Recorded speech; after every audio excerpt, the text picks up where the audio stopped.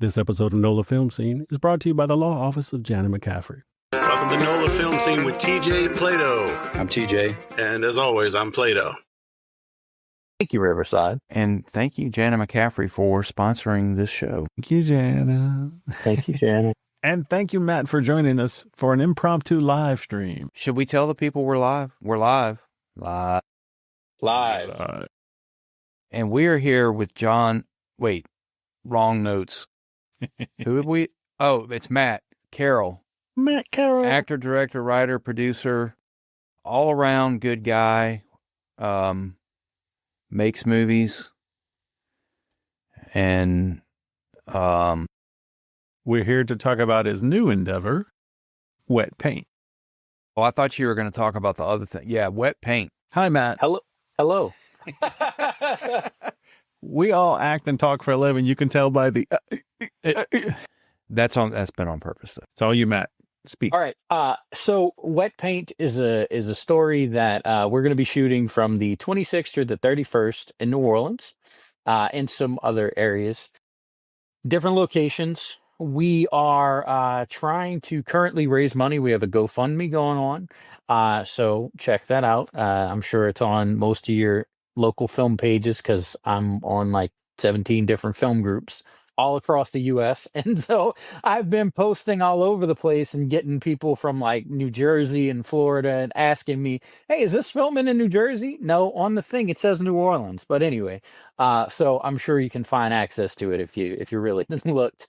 But the story of Wet Paint is about three 17-year-old girls, and they are dealing with their last year of high school and all the pressures that come with that as a kid. And one of them ends up not being able to cope and takes their life. And what happens is the other two girls decide that they don't like the way that the authorities deal with her passing. And so they go on a crusade to start a movement that will allow open dialogue between students in school systems. And so they decide that they want to do this, and they get a lot of pushback. There's expulsion, there's jail time. There's a lot that happens, but the story itself is to bring awareness for student mental health because it's something that is very prevalent today.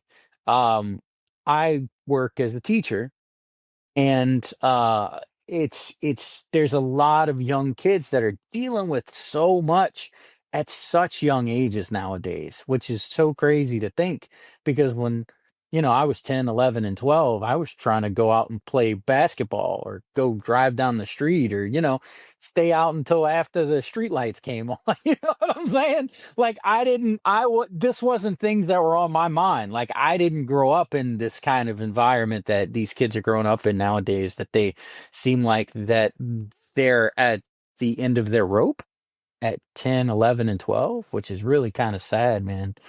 It makes me think that there needs to be some sort of change, and that's what Wet Paint is about. I agree that there needs to be change. I think there's never really been enough done about it. So I actually have a really close to home story related to this topic, if you'll permit me Sure. to tell this story. I haven't even told Brian this story. So in junior high, I lived in Slidell, and I was in 7th grade. Kid I played football with, he was the number one guy in everything. He was the star athlete in all the sports. He had the highest GPA. He came from, I don't know that they were wealthy, but they did pretty well. His dad was some kind of bigwig in the oil industry. I don't know to what extent, but they were getting transferred to Houston. Houston's the big oil boom area. That's where a lot of the corporate offices are. And he had a girlfriend that was, the cutest girl in the school. They were like the junior high equivalent of a power couple. And for about a week. And he and I played ball. He was the starting quarterback, like I said, the star of all the sports. We weren't really in the same circles, but we knew each other. We were friends from that. And this week in particular, he had been riding my school bus every day.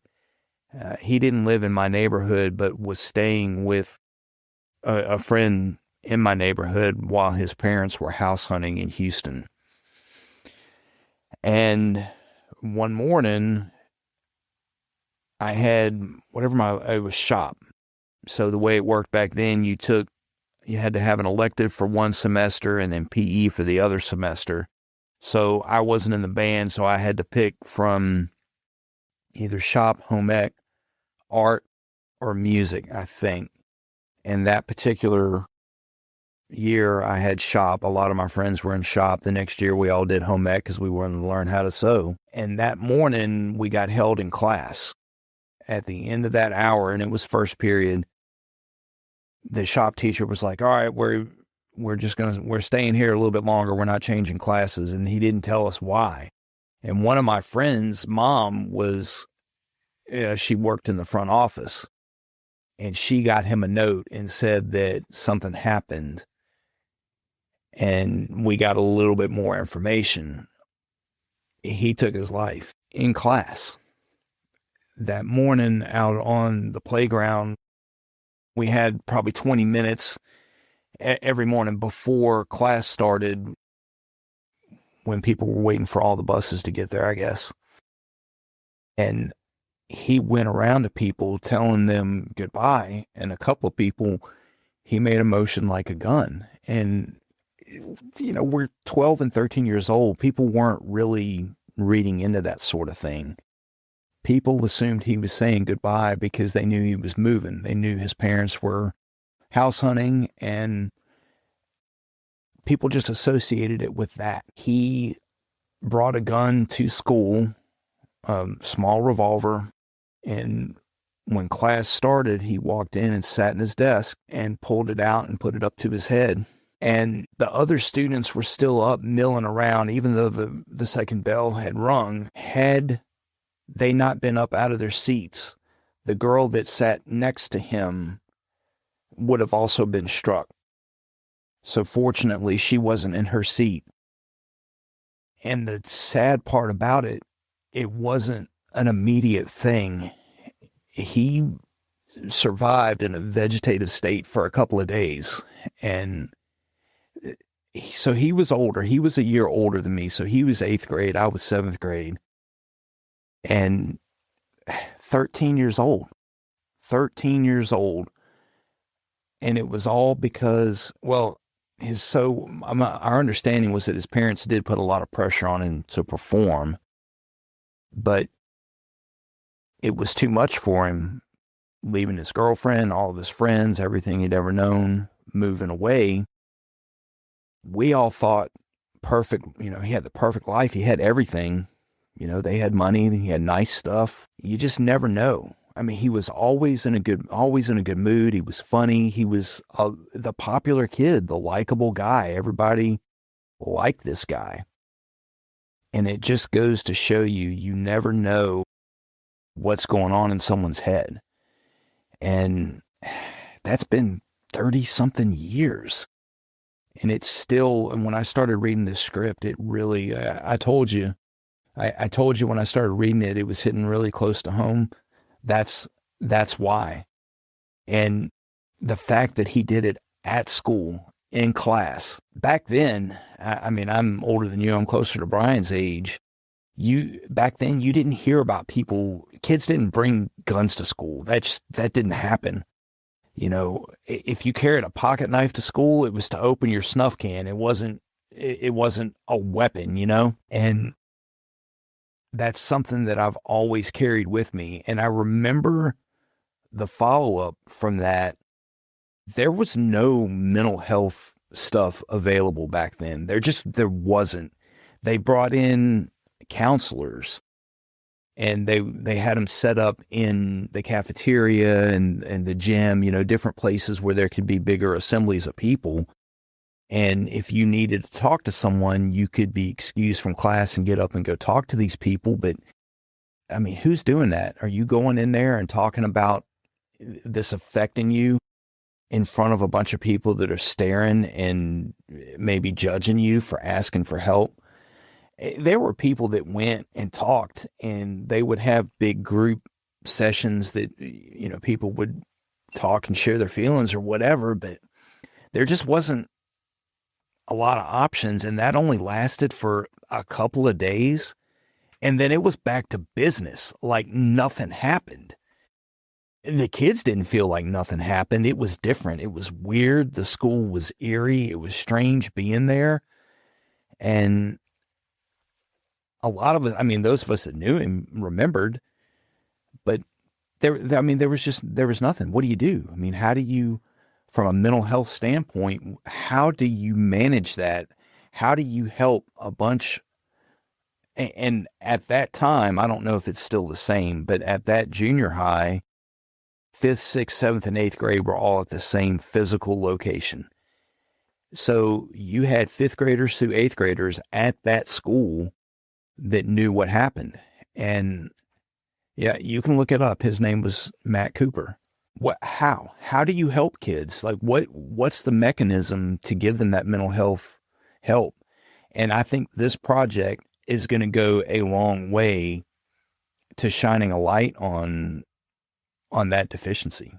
I I don't know the answer. First off, I'm sorry for your loss and that you dealt with all that. Thank I don't know the answer to save it. I know that if one person's thinking it, somebody else must have thought it, right? Yep.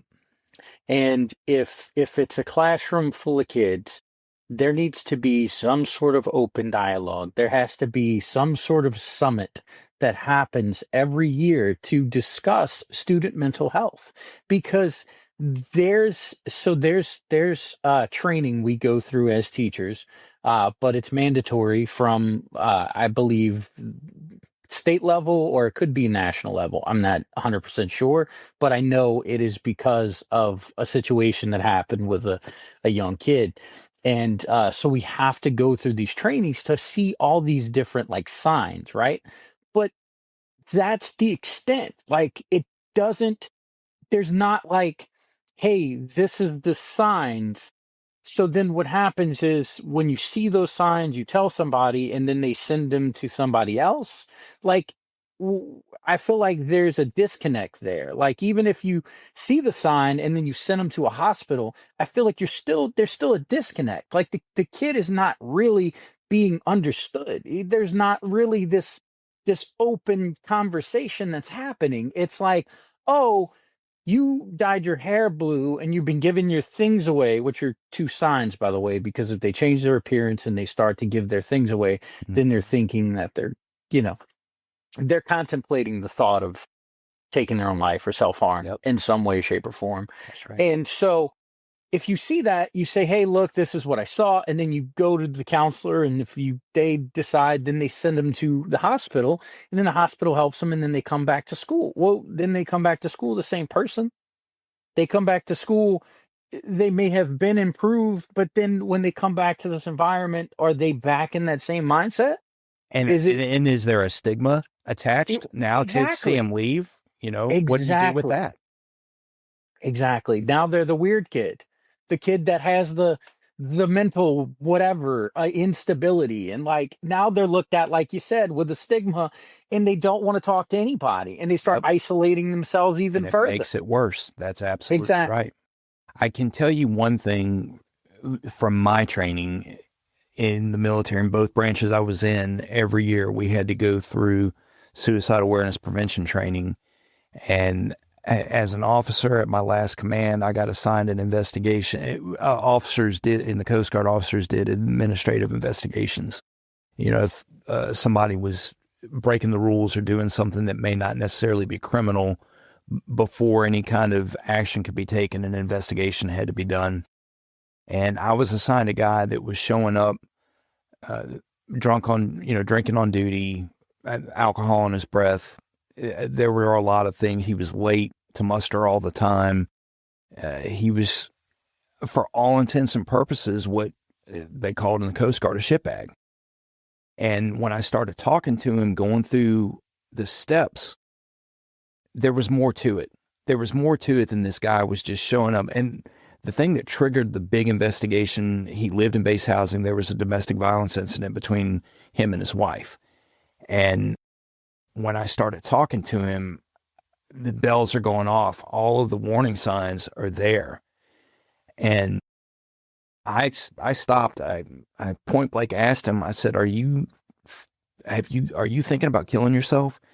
And some people feel like you have to tiptoe around it because they're afraid if you ask them, it's going to trigger something. And that's not the case. That's absolutely incorrect. If you suspect that somebody is suicidal, ask them, because if they're already thinking it, asking them that is not going to push them over the edge. If they were already there, they were already there. So you stop and you ask them, do they need help? And that changed the stakes of that conversation because I felt like there was more going on. And I asked him, are you thinking about killing yourself? And he started crying. And I said, all right, that's it. The investigation stopped right there. And that triggered another step. And so I called the ambulance first, and then I notified my supervisor at the time. Was the next person up from me was the commanding officer. And we took those steps and got him the help that he needed. And he actually didn't lose his job because of that, because he needed help. I just could tell. I could tell there was something more going on than this guy was just a poor performer and showing up with alcohol in his breath. And he went and got the help that he needed and actually got back on track. He lost some rank, and he lost, there was some punishment involved because of the things that he was doing at work or not doing at work. You can't miss work and not have repercussions in the military.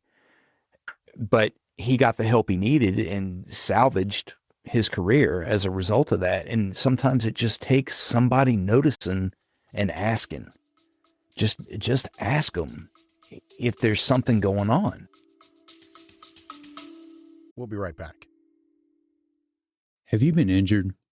New Orleans-based actor Jana McCaffery has been practicing law in Louisiana since 1999, specializing in personal injury since 2008. She takes helping others very seriously. So if you've been injured, Jana's offering a free consultation and a reduced fee to fellow members of the Louisiana film industry. She will handle your case from start to finish. She can be reached at janamccaffery@gmail.com or 504-837-1234. Make sure you tell her NOLA Film Scene sent you. Yeah. And with that being said, like if you read the script or you see the film or whenever we film it, the first, up until the girl passes, nobody asks, how are you doing? Like they don't ask her, is there anything that I can do to help? Is there anything, like it's never a thing. Like they ask, like the mom says, hey, can I help you with the essay? And she says, oh, no, I'm good. I got it. And she's like, you sure? Because I can always read. She said, no, I got it. Because she's supposed to be at this echelon of intelligence and this echelon of greatness and all these things and these accolades that she's been given. And, it builds, man. The pressure builds to be great. Some people will crumble under this pressure. And they're kids. They're kids. At the end of the day, they're kids, man. Let them be kids. Yeah. They'll eventually get to a point where they can, exceed everybody's expectations and go on and create the greatest accomplishments.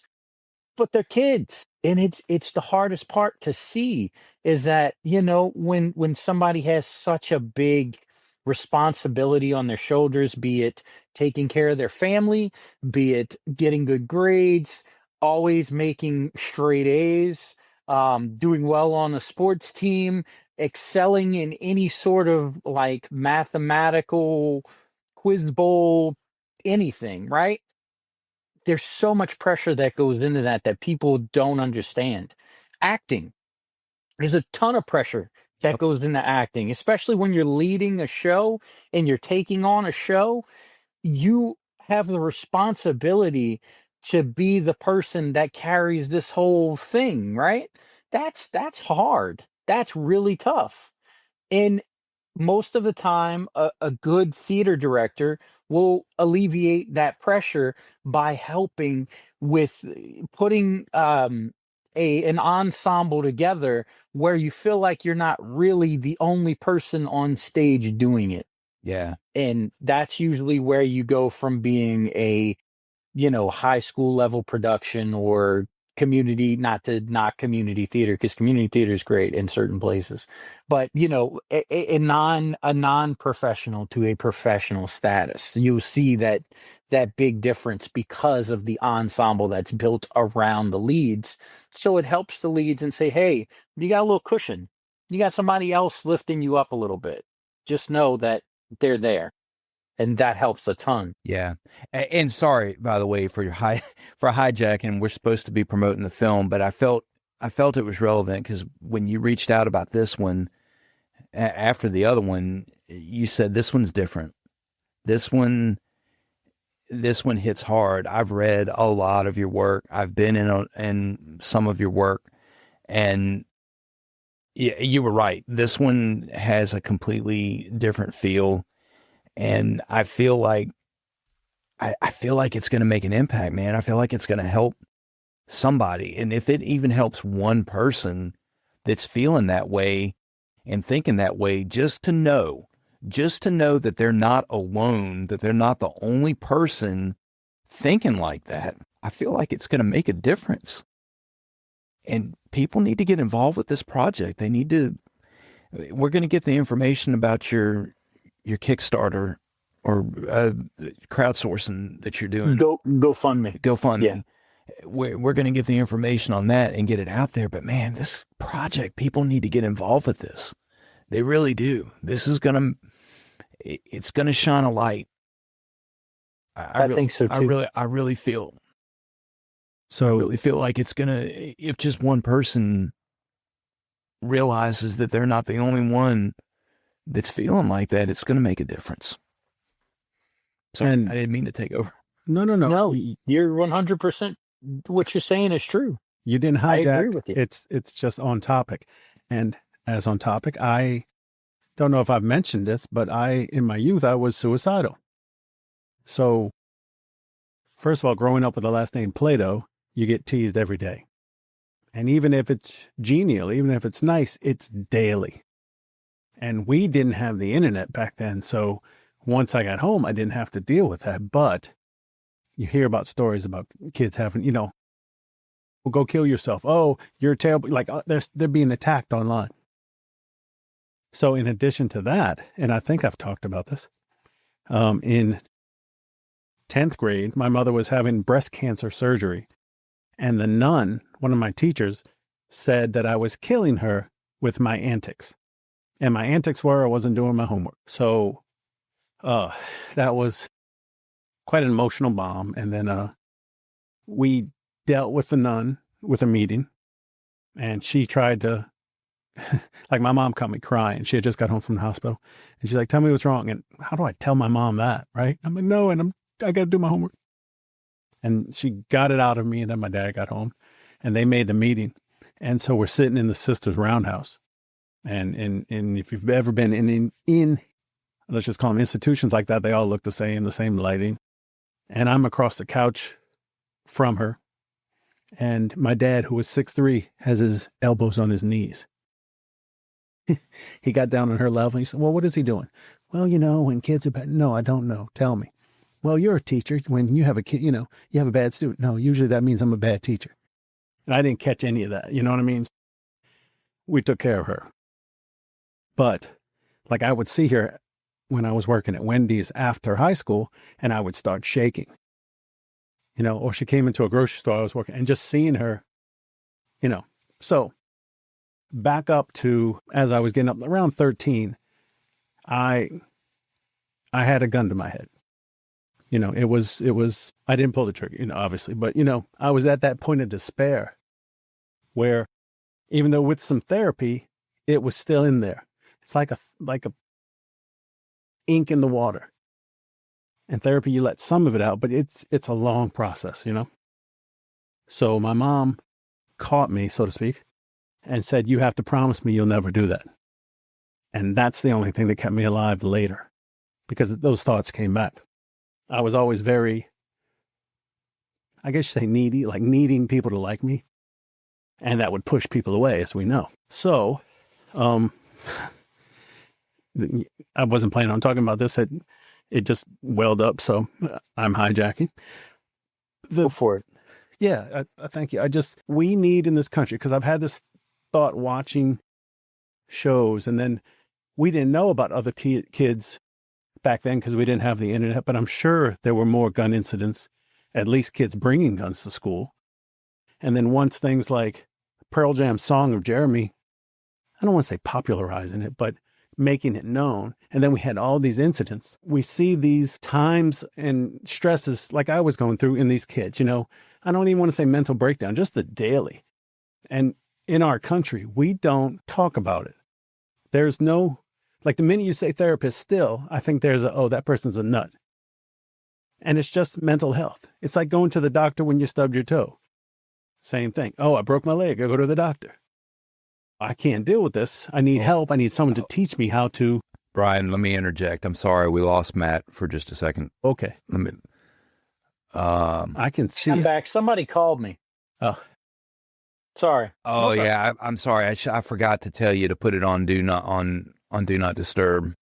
Yeah, I'm sorry. No, it's all good. That's okay. We're back recording, Brian. Pick up where you left off. I'm sorry. Oh, okay. So we look at mental health as the stigma of that's a crazy person instead of that's just somebody going to the doctor. And we talk about in the schools, and this was in the 80s, we had retreats once a year. Excuse me. And then there's like a group session. And I relayed this kind of stuff, and I was breaking down, and there was a priest and a brother, because the school I went to was run by an order, so there's brothers. And for people who don't know, that's, that priests make vows and they get away from society. Same thing with brothers, they're just in an organization. And so I laid it out there. Pin drop, and obviously right now I can feel it heightened, even though I'm comfortable sharing, but the emotions are there, and it was even more because I was a teenager. And they looked at me and went, okay, thanks, and moved on. And I'm begging for help. I'm like, I need somebody to talk to, nothing. So the counselors didn't recognize. And I'm not like pointing my finger at the whole thing, but like you said, we need a system for kids to talk, but we also need society and our ways to just go, this is acceptable. You know what I mean? And not only the older generation, because I know people older who they could use some therapy, but they're like, no, I can't do that. So it's come a long way, as I've seen in society. A lot more people take therapy and they talk about it, but we still have a lot of ways to go, especially with teenagers. And the thing that you were saying, right? Like all kids are dealing with something, dude. All of them. The great basketball player, the student council president, every kid is dealing with the same thoughts or insecurities. It may not be specifically the same, but they're Right. dealing with an insecurity, and they believe that the end all be all is high school and school itself, because they're worried about popularity and being cool and being a part of something. And they don't understand that once you get out of it, none of that mattered. And it's like, it's crazy to me. Like it's a hard thing to grasp that kids at, 10, 11, 12, 13, 14 want to take their life because they can't stand this anymore. And it's not me, judging. I'm not at all by any means. I'm stating there's so much more for them to learn and have and live with and be a part of. You're you. There's no better person to be you than you. You are you, whatever that means. You're you, and you will find a place for you because there's people that fit. There's something that you're going to be great at. There's something that you're going to find that you fall in love with, be it a person, be it a video game, whatever it is. You are going to find something, and you're going to excel in this thing when you get older, and you're going to build a career around it, and you're going to go out and you're going to keep striving because you're driven to do this. And that is because at 10 years old you didn't take your life. And it's so hard to think that 10-year-old kids, dude, 10-year-old kids are killing themselves, like, are taking their self-harm of any kind at 10. Yep. It's tough, man. It's a really tough. It's really tough to hear. It's really, really tough to hear because I got a kid, and my kid's about to be 15, and I remember when he was 10, and it is hard, dude. It is hard, and I'm not trying to go into that, but I could only imagine, dude. Like, I'm proud of him. Everything he's done, everything he continues to do. Y'all met him. He's a great kid. Yeah. He's fantastic. Yeah, he is. And it's like, I wish he knew how much love I have for him. And I wish all the other kids had that kind of love for them. Yeah. Sorry. No. It needs to be said, man. One It really does. correction. I was 10 years old in 5th grade, not in 10th grade. So not that anybody cares. But we also, when you're in high school and before, your hormones are changing, which magnifies every pain and every feeling so much that once you get past that and you look back and you can't imagine, you know what I mean? So maybe we as adults are like, oh, it's just, and you did not say this, but it's just high school, you'll get over it. But we can stop and say, oh, let me remember that magnifying glass of, oh, it's high school, you know? Exactly. Yeah. And then it's lifted so high. It's so high, like, in all aspects, because you want to be popular. Everybody does. I mean, it's not a secret. Everybody wants people to champion them and celebrate them, to be a celebrity in this way, shape, or form. And They even want not just popular, but just accepted. Yeah. You know what I mean? Because I was in the band by the time I got to high school, so I was in a group, but I didn't feel accepted. You know what I mean? So I totally agree with you. It's not just popularity. It's not just, and that's all part of it, but it's that acceptance that once I got past that and found my niches and found my tribes, made it so clear what I needed back then. You know? Yeah. Yeah. Yeah. I know, dude. I didn't intend for this to be so heavy. No, it's a heavy film, man. It's a heavy subject. It is. It really is. And that's why we need people's help. So much so people shy away from it. They hear it and they go, I don't want to touch that. I don't want, but I cover it with kid gloves. Like, I'm very respectful of all of it. I'm very respectful as the writing is. It looks at it from all these different perspectives. It's not just, this is what happened. Oh my God, this is upsetting. It's not that. It is not that kind of film. Yeah. I agree. Well, we're kind of emotionally spent, folks. And that's what we want you to feel after this movie, as I cover with humor. Yeah. Well, so why don't we talk about the ways that people can get involved, from the GoFundMe to performance crew, whatever. Let's talk about your needs for the project. Sure. So I am looking for anybody who wants to come and volunteer some time on set. They can be PAs. If you have some background in film, we'd love to have you. Unfortunately, because we're trying to raise funding, we don't have funding to pay everybody. It's not because I don't want to. Trust me, I really want to. I did a budget and everything. I reached out to all these investors. I sat down with them. I went and talked to distributors, and everybody says, Well, after it's made, I'm good. But prior to that, I don't want anything to do with it. Or they go, man, that's a great concept. And they just kind of let the conversation trickle off and then they ghost me. So it's like, okay. But it is asking people to volunteer their time, which is something hard to do because everybody's time is precious, but so is mine and Kevin's and you guys. And we're giving our time for it. It's because it's the project is important and the film itself, I want it to be as great as it can be. I think we can do it. I know we can do it. We're going to do it regardless. We do need a couple of more roles to be filled. There's a few. There's one that's a really hard, challenging role, and I've reached out to some different people. Actually, there's three really hard, challenging roles. I reached out to some different people, and unfortunately, their schedules don't line up. So I'm still looking, right? But two of them are the main leads. They have to look 17, 16, 17, but they have to be 18 plus because we're probably going to work over 8 hours and it's a SAG film. So you can't work minors past 8 hours. Pumpkin. So that's why I'm looking for 18 plus.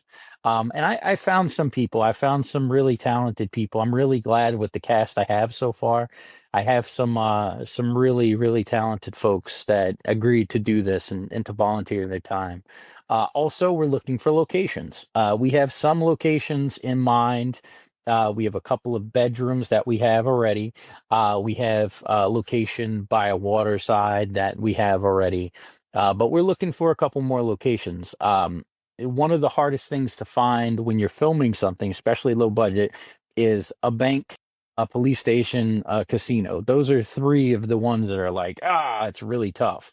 Well, I found out this week that a high school is very tough to get as well. So I can add that to the list. So now there's four things that's really tough. But yeah, so we're looking for a high school that we can shoot in, abandoned preferably. But if it's still, going, that'd be great. The reason I asked for abandoned so that we didn't have to go through different red tape, signing all these paperworks and stuff. But if we have to sign whatever we have to sign, I'm happy to sign it. And since it's the Christmas break, they shouldn't have kids, so we could go in and just kind of shoot, hopefully. But all that being said, he's gonna put one of them are gonna put the GoFundMe stuff on their page or on the website. If you can't donate, cool. We just ask you to like it and share it and just be a part of the movement, especially if you feel like this is something that you want to, back. Yeah. So, and we'll have you send the information to us and I will add it into the description on the YouTube video. And I think we might also turn around and publish this on Facebook. We normally don't publish on Facebook. We've been having trouble getting it to live stream to Facebook. It's just it's a Riverside thing. It's not working right. We're able to stream to YouTube and Twitch and stuff, but for some reason Facebook just doesn't, and Instagram just doesn't work right. But we'll publish this to Facebook as well, try to get some traffic, some interest going. Could I run to the restroom real quick? Is that a possibility? Yep, absolutely. All right, I'll be right back. I'm going to take the headphones out. Perfect. I'm going to take the headphones out so you don't hear anything. Okay, now we can talk about him and say what we really feel. Yeah, I think with the emotional tone, we'll not bring that other cast member in that we were talking about doing. We'll just. Are we still live? Yes. Okay. The way you were talking was almost behind the scenes comfort. So yeah, we can show viewers some behind the scenes stuff. Oh, look at that.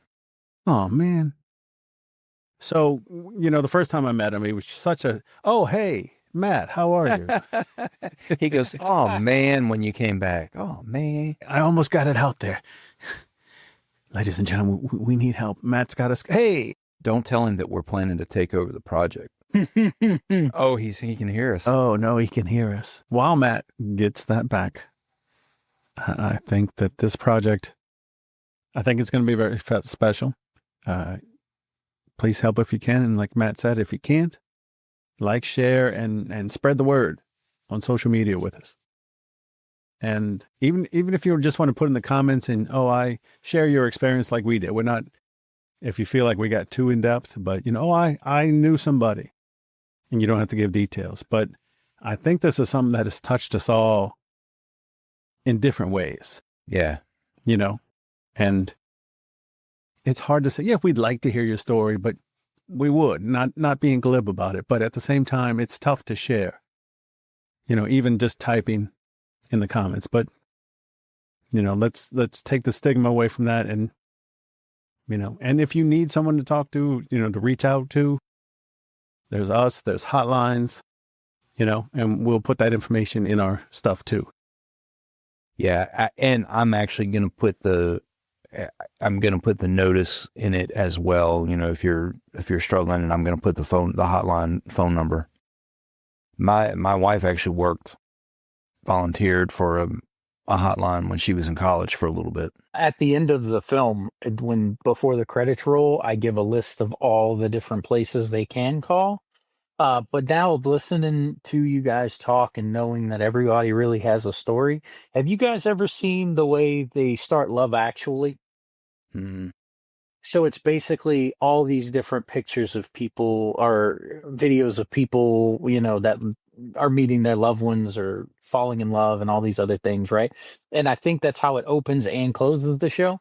So what we could do is we could open it with all these different people talking about their stories and just overlap them. And then from there, we go into the shot of above that comes down into the parking lot where he's painting the thing and smoking the cigarette. And then we go back 8 months earlier. Yeah.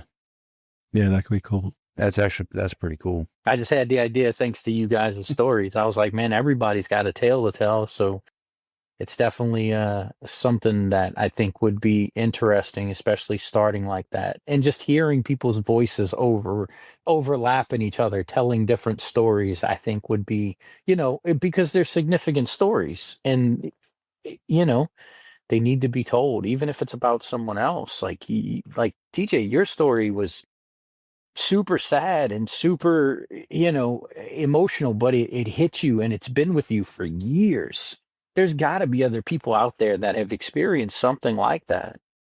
And Brian, your story, it's something that affected you specifically, like personally, and that's a story that you'll never forget.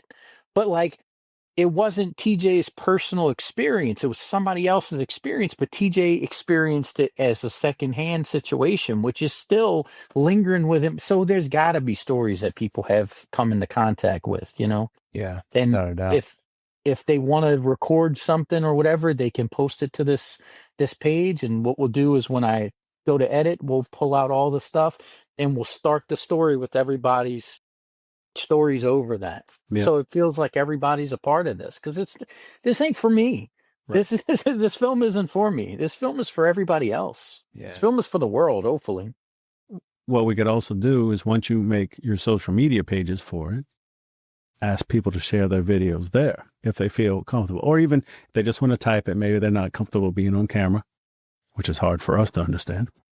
So it could be something, not to get too grandiose about it, but a point where people can come together and start saying, oh, it's okay for me to talk about this, you know? So that could be, I don't want to say movement. I don't want to overblow it yet, but we would have ambitions and that we want to help, but we're not like, hey, we're the guys, you know? Yeah. Agreed. All right. Yeah. I think we're spent. We've had a couple of emotional ones. This one's up there between this one and the one that we did With Eileen? with Eileen Gruba. Yeah. All right. Well, we'll go ahead and pull the pin here and we'll get that info from you and get that posted as well. And we'll get this up. Well, it's up now. It's on YouTube now, but we'll get We'll spread the word on social media.